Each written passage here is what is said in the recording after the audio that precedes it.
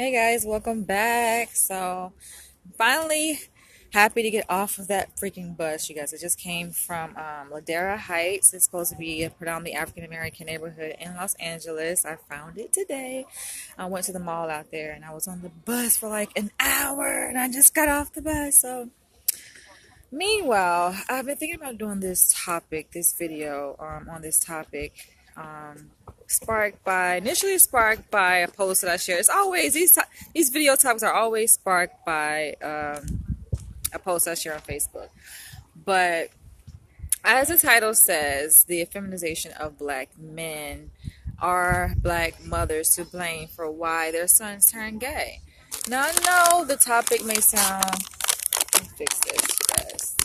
I got some chocolate minis, but I know this topic is obviously controversial, right? Because we have many different people look at the whole phenomenon of homosexuality in different lights. I'm trying to be careful with my words because there's so many different ways that you can look at this, right? And with the whole LGBT movement, you have a lot of people that are very sensitive to this topic. They're very sensitive to certain words that people use. The whole idea of turning gay. Is that even possible for a person to turn from heterosexual to homosexual? That's a whole nother issue, right? So I want to start this video off by saying that, first of all, homosexuality is a behavior that has been shaped by a number of different systems. More specifically, religion has played a major role in shaping our views on how we look at homosexuality. So, for most people that look at homosexuality, as something that's bad, typically their viewpoint is shaped by religion. I mean, most of us grew up in the church. We're Christians. Grew up as Christians. I'm no longer a Christian, by the way, but most of us did grow up in the church. So a lot of us view homosexuality as a sin, as something that is wrong, as something that people choose, a behavior that people choose, a sexual preference that people have control over. It's not something that, oh, well, I can't help it. I was born this way. People within the church, specifically within Christianity, look at it as something that a person does have control over. And I want to talk about that in this video because we have the church, we have religion, and then we have this new wave driven by the LGBT movement where people are actually fighting for their own human rights. And behind that is the whole idea, this notion that homosexuals don't have a choice, that their behavior in and of itself, is basically a function of their genetic disposition, being that they were born a certain way. They were born with a certain genetic defect, so to speak. This topic can be quite confusing, controversial. Me personally, I see homosexuality as something that can be either something that is a factor of a genetic defect, something that a person is born with, or it could be something that a person chooses. You have this whole debate of nature versus nurture. So how much of it is influenced by nature, our genes, and how much is influenced by nurture, our environment, that we live in, the socialization of our environment. In this video, I'm going to talk about the socialization of homosexuality because I do think that, like I said, there are many different lenses that we can look at homosexuality. It's not as cut and dry as people like to make it seem, as though, okay, people are born gay. People don't have a choice. I think, no, people can be born gay, and also people can be socialized into this lifestyle. Right? So, like I said, I'm very careful with my words. I know that the LGBT community, you have people that say, oh, well, it's not a choice. They take offense to it because they feel like they did not choose that lifestyle. They did not choose to become gay. And here in this video, we have two, I'm going to say issues because it is an issue. The whole idea of black men becoming effeminized and becoming gay. Those are two separate issues, but I think they're very closely related. And it's an issue because within the African American community, not just within Christianity, but within the African American community, within our culture, it's looked down upon for men to be gay. It's not socially accepted. I think we are kind of embracing more of European Western ideologies and beliefs when it comes to homosexuality. But for the most part, many African Americans don't necessarily accept it. We are becoming more accepting of the lifestyle, but traditionally we have not accepted the whole thing about black men being gay. It's not necessarily accepted. So it is an issue. And when I think of effeminization, I think of the role that the media plays in shaping people's behaviors, people's perceptions, people's mannerisms, just everything. The media plays a major role. I think of television shows like Living Color. I don't know if you guys remember that show, but Living Color used to come on after Martin. Even Martin, looking at the different roles that Martin Lawrence, the character, on Martin Lawrence played. He played Shanae, and a lot of people think, okay, it's just comedy, right? But when you have a black man putting himself in a role of a woman, he has breasts, he has hair, he's wearing heels, he's even adapting the mannerisms of a woman, and it's being broadcast nationally on television, and black boys are watching this, then they're learning through their socialization that this is something that is acceptable, especially when it's couched in the context of comedy. So that's one thing. Then I think that's actually where it started. Initially, when we started to see a lot of black men wearing dresses, and then it's just, we started to see an evolution in television where more and more black men kind of crossing over. They are putting on dresses, wearing lipstick. You guys can name some shows you guys are watching. Name some shows that you have watched. It can be old shows or even more recent shows where you see black men dressing up as women. But this is an issue within the black community because a lot of black people just don't accept it. And within the African culture, look at African tradition, it's just not accepted. Go to Africa, the continent of Africa, and look at the different countries within Africa. Homosexuality is not accepted over there. So it's just not something that African Americans look at as something that's accepted. I think it's, like I said, it's becoming more socially accepted because we obviously are influenced by European views, and they tend to kind of embrace many different forms of sexuality and see a person's gender on a spectrum. So it's not that a person can be male or female, but a person can fall anywhere on the spectrum of gender specifically. So that's one issue, the whole idea of effeminization, and how black boys specifically are growing up in single parent households being raised by single black mothers. And you have a lot of black men who will say that it's the woman's fault why there's no man in the house. It's a woman's fault why a father cannot have an active role in his child's life. You have a lot of men that will make that claim. They say, no, it's not my fault. I didn't choose to not be an active father in my child's life. The mother pushed me away. A lot of black fathers will say that. So that's the reason why I raised a question as to is the feminization of black men, is it linked to mothers being the head of households? Because it's a lot of black women heading single parent households, raising their sons by themselves. So I pose a question to you guys. What do you guys think?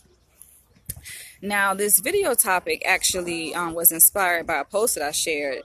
I think it was today, and it was a picture of Magic Johnson's son, who is obviously homosexual. He was wearing some tight spandex pants, and I basically posed a question on the photo that I shared to black fathers. And it's interesting that a lot of black mothers responded. Not to say black fathers didn't respond, but I would say at least probably 30 to 40% of the comments were from black fathers, and then the rest were from black mothers. But I posed a question, if to black fathers. So if your son was gay, would you still love him? And I posed a question to you guys, black fathers. If you found out that your son was gay, would you still love your son? Or would you love him any differently? I'm curious to know, because like I said, I know that within the African American community is not generally socially accepted. And to look at the comments on the post, I am not surprised to see that a lot of African American women, mothers, are saying that no, I would love my son the same. I would not reject him because he's gay.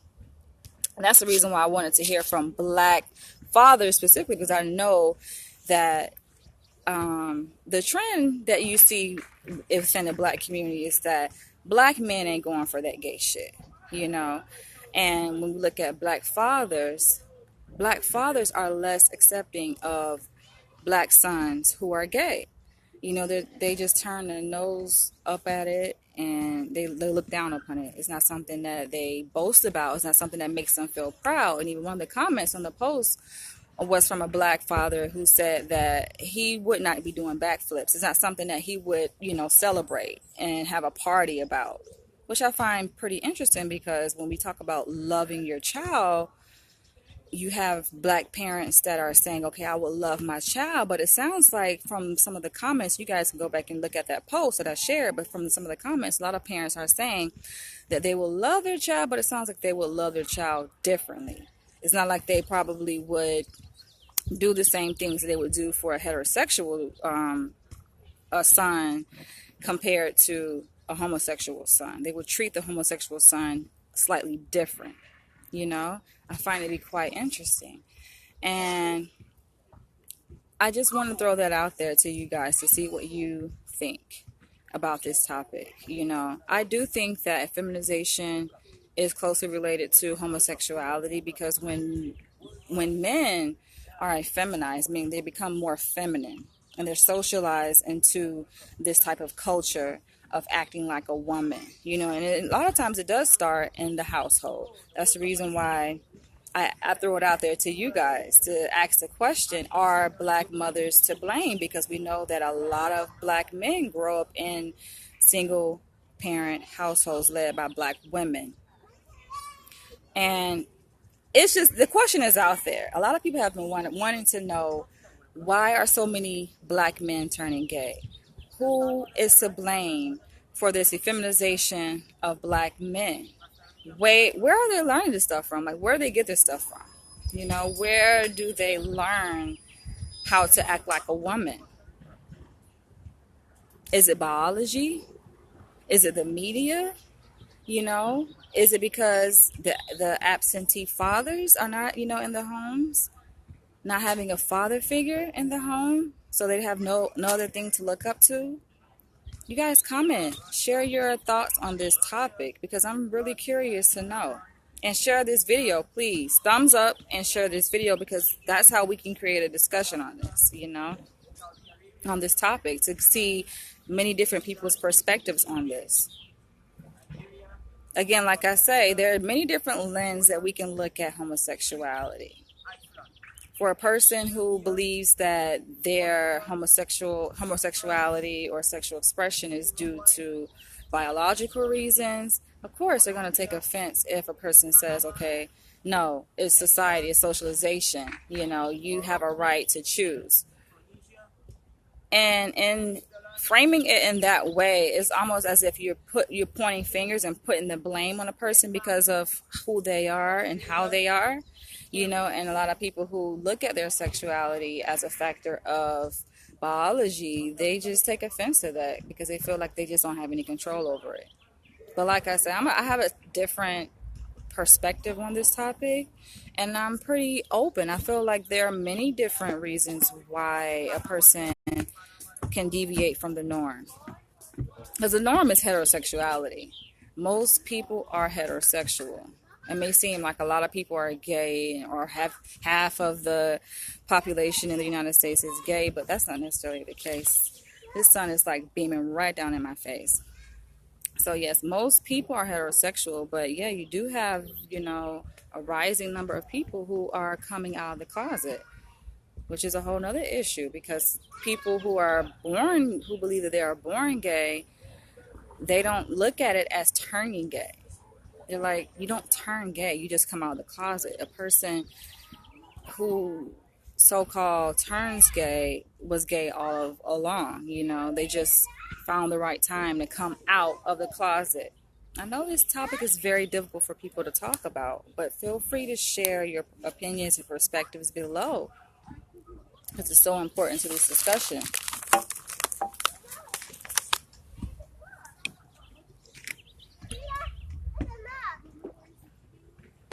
My thing is this.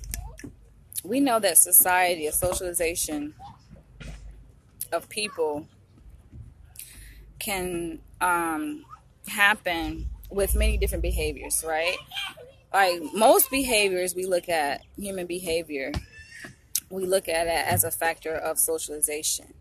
But when it comes to homosexuality, it's like people want to take a different perspective on the topic.